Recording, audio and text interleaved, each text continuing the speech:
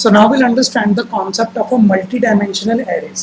The simplest form of the multi-dimensional array is a two-dimensional array. तो इसका syntax क्या होता है two-dimensional array का? You have to specify the data type, then you are going to give the name of your array, x and y. Your first square bracket is going to indicate row, and the second is going to indicate for your column. So let's say you can make a use of a two-dimensional array in order to store element in a tabular format. अगर आपको अपने elements में tabular format में table के format में save कराने हो, so you can make a use of a multi-dimensional arrays. तो multi-dimensional arrays का actually syntax या मतलब उनकी representation किसके according होती है? So this is a diagrammatical representation of your multi-dimensional array. So this is going to be my row, this is going to be my row 2 and row 3, and these are going to be my column. तो यहाँ पर addresses क्या आपके indexes किस तरीके से बनते हैं? रो का 0, कॉलम का 0. ओके, फिर लेट्स से रो का यहाँ पर सॉरी इन्होंने ना शायद रो 0 होना चाहिए था कॉलम का. ओके ना, इन्होंने थोड़ा इंडेक्सिंग गलत दी हुई है. सो लेट्स से हाँ, तो यहाँ पर होता है रो का 0, कॉलम का 0, रो का 0, कॉलम का 1, रो का 0, कॉलम का 3 एंड रो का 0, कॉलम का. इस तरीके से आपकी इंडेक्सिंग होती है. और आपका जो C++ का कंपाइलर है वो एलिमेंट्स भी इसी तरीके से इंसर्ट कराता है. So I will show you it with the help of an example. So let's say in order to declare or let's say in order to initialize two-dimensional array, what you can do is आपने यहाँ पर अपनी बताया 3 rows and 4 columns. So let's say 3 rows and 4 columns है. आपने पता है कितने elements hold करेगा? 12. Let's say किस तरीके से आपने बताया 3 into 4. तो 3 into 4 is equivalent to your 12 elements. यहाँ पर आपने स्पेसिफाई कर दी रो कि मेरे कितनी रो बनेंगी, 3 रो बनेंगी और मेरे 4 कॉलम बनेंगे. अब उनके अंदर एलिमेंट्स उतने आएंगे जितनी आपके नंबर ऑफ रोज और जितने नंबर ऑफ कॉलम एलिमेंट्स. तो कितने एलिमेंट्स आएंगे इसके अंदर? 12 एलिमेंट्स आएंगे. Okay, so let's just implement the simple program of a multi dimensional array. So आप मल्टी डायमेंशनल एरे में इस तरीके से भी एलिमेंट्स डलवा सकते हो कि लेट्स से ये मेरी रो 1 है, इसके अंदर ये 4 कॉलम्स आ गए. ये मेरी रो 1 है, इसके अंदर 4 कॉलम, ये मेरी रो 2 है. तो 0 1 2 इस तरीके से, या आप डायरेक्टली इस तरीके से भी रिप्रेजेंटेशन दे सकते हो. सो ये कंपाइलर विल ऑटोमेटिकली रिकॉग्नाइज किसको किस तरीके से इसमें वैल्यूज इंसर्ट कराएंगे. इसमें कैसे पता लग रहा है रो कौन सी कॉलम? तो यहाँ पर वो टर्मिनेट कर देगा इसको आफ्टर 4 वैल्यू के बाद. अभी हम ऐसा लॉजिक लगाएंगे वो अपना टर्मिनेट हो जाएगी. So let's understand it with the help of an example. So let's say यहाँ पर मैंने एक एरे बनाया and I am going to make it as a 3/4. तो इसके अंदर कितने एलिमेंट्स आएंगे? लेट्स से मैं 3/3 का ही बना रहा हूँ अभी, तो 9 एलिमेंट्स आएंगे. तो लेट्स से पहले मैंने इसके अंदर रिप्रेजेंटेशन दी 0 1 2 let's say 3 4 5, एक मैंने डाल दिया 6 7 8 और let's say 9 एलिमेंट्स मैंने इंसर्ट करा दिए. सॉरी 10 हो गए तो मैं ये 0 डाला. ओके, सो 9 एलिमेंट्स मैंने इसमें इंसर्ट करा दिए. So now in order to view it in a tabular format, what exactly you can do is you can make a use of for loop. So पहला वाला for loop मैं चलाऊंगा for my row. अभी मेरा कब तक चलेगा? I less than 9 and I plus plus. So I am going to implement this for loop for my 3/3 का मैट्रिक्स लिया है, 9 एलिमेंट्स हैं. So this loop will going to indicate my row. तो ये मतलब लूप क्या बनाएगा? मेरी रोज बनाएगा. In this I am going to make a use of a concept called as nested for loop. तो यहाँ पे मैंने for loop के अंदर एक और for loop चलाया है, j is equal to 0, j less than 9 and let's say j plus plus. तो ये लूप मेरा किसके लिए हो जाएगा? for my column. Here I am going to make a use of my cout statement and let's say I am going to print ARR of I and ARR of j. Okay. और यहाँ पर let's say I am going to make a use of cout and say slash n. मैं यहाँ पर 2 and length को चलो मैं use करूँ and line. So let me just save and execute. फिर मैं आपको समझाता हूँ कि लॉजिक किस तरीके से इम्प्लीमेंट होगा. तो अभी इसका पहला आउटपुट देखते हैं. कुछ मिस्टेक मैंने करी है. ओके, सॉरी ये 3/3 होगा. ओके, ये भी 3 रो और 3 रो में 3 ही कॉलम है. ये मैंने गलती कर दी.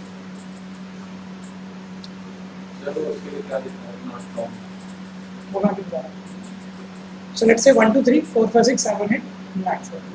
अब let's say इनके बीच में मेरे को थोड़ा टैब का स्पेस है तो but exactly I can do is I can make a use of /t. So let's say मैं यहाँ पे concatenate करके देता हूँ /t का सिग्निफिकेंस. तो /t क्या करते हैं? टैबुलर स्पेस आपका दे देती है. इसको मैंने किया सेव,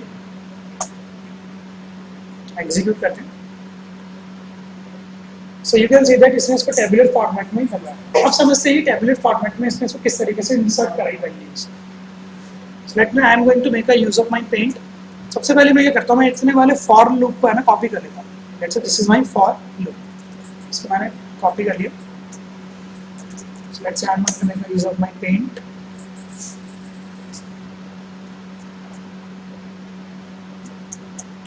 यहाँ पर लेट्स से मैं टेक्स्ट बॉक्स ले लेता हूँ.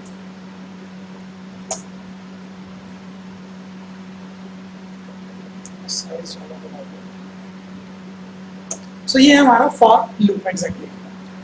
अब लेट्स से आपने सबसे पहले मैट्रिक्स कितने की बनाई है? 3x3 की एक मैट्रिक्स बनाई है.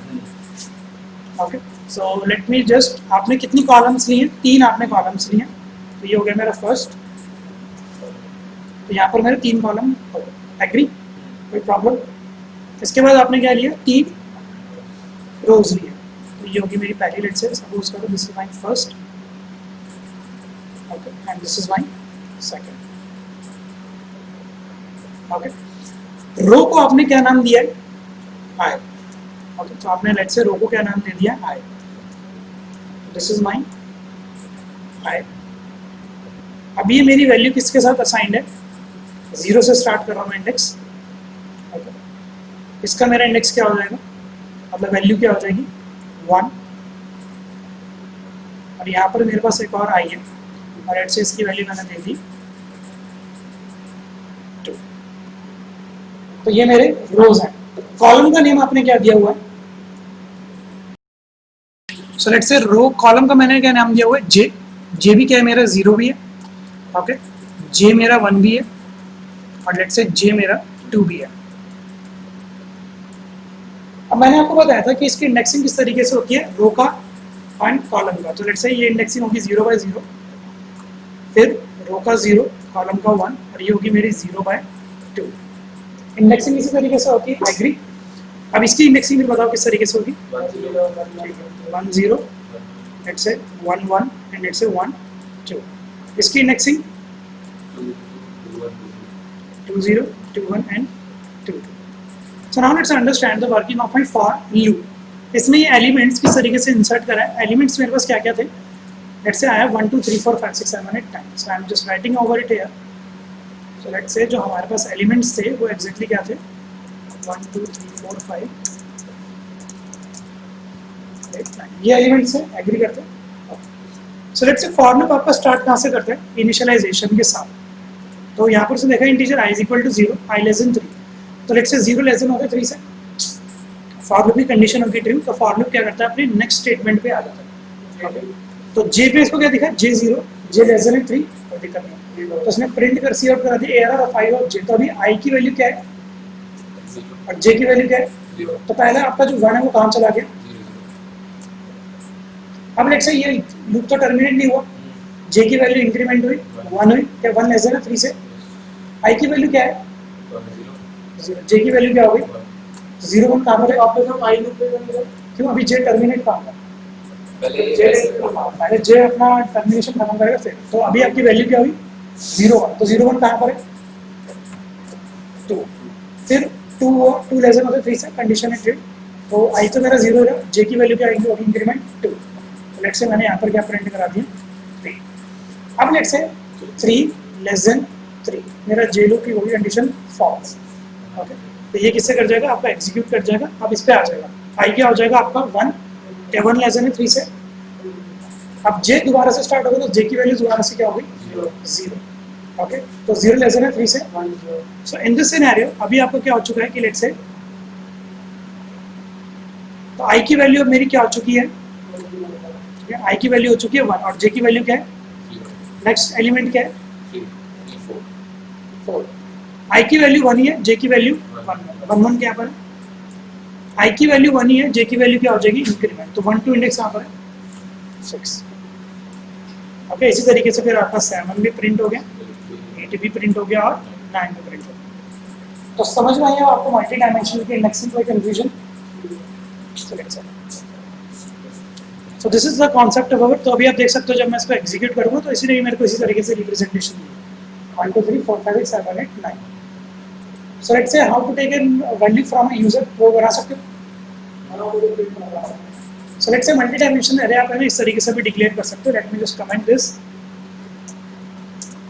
तो मैंने अपने मल्टी डायमेंशनल पे टाइप कर लिया integer ARR।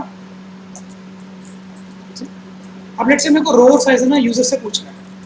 So what exactly I can do is मैंने यहाँ पर एक वेरिएबल ले लिया R for my row and C for my column, और यहाँ पे लेट्स से मैंने एक सी आउट स्टेटमेंट दी थी, cout slash n enter the size of let's say row. तो अब यूजर को पता लग जाए कि हाँ let I have to insert the size of row, तो सी में करा दूंगा R। और इसी को लेट्स से मैं कॉपी कर लेता हूँ, control C control V, enter the size of column. Okay, अब मैंने सी किस में करा लिया, let's say into this C, and here what exactly I can do is यहाँ पे मैं पास कर दूंगा R और लेट्स से C। अब यहाँ पर मेरी कंडीशन क्या आ जाएगी, I less than R and J less than C, and instead of this I am going to take a value from a user. तो लेट्स से तो यहाँ पे मैं सी आउट कर देता हूँ, let's say C out enter element. Let's say मैंने यहाँ पे ले लिया कंकेटिनेट को करा दिया आई के साथ, कंटिन्यूएशन में चल अभी जे अब आएगा। लेट्स से तो यहाँ पर तो आएगी आपकी आई की वैल्यू इतने में, तो लेट्स से इसी को मैं कंटिन्यूएशन कराता हूँ, स्पेस मैंने दिया, अब यहाँ पर वैल्यू आ जाएगी आपके जे की, फिर लेट्स से मैंने कंटिन्यूएशन कराया और ये देखिए is equal to. So let's say यहाँ पर पूछ लेगा enter element I, 0 and here I can make a use of the scene statement, और scene में the array of my name, और यहाँ पे मैं पास करा दूँगा कि आप पहले array के I में वैल्यू इंसर्ट करा दो एंड देन jth इंडेक्स में वैल्यू इंसर्ट करा दो। सिंपल, मैंने सोच किया save and let me just execute this program. So let's say 2 by 2 का मैट्रिक्स ले लेता हूँ, 2 by 2, तो मुझे कितने एलिमेंट्स इंसर्ट कराने पड़ेंगे अब? 4। तो एंटर द एलिमेंट 0, 0 1 2 3 4। इस तरीके से आप प्रिंट भी करा सकते हो। So this is the concept of your multi dimensional array.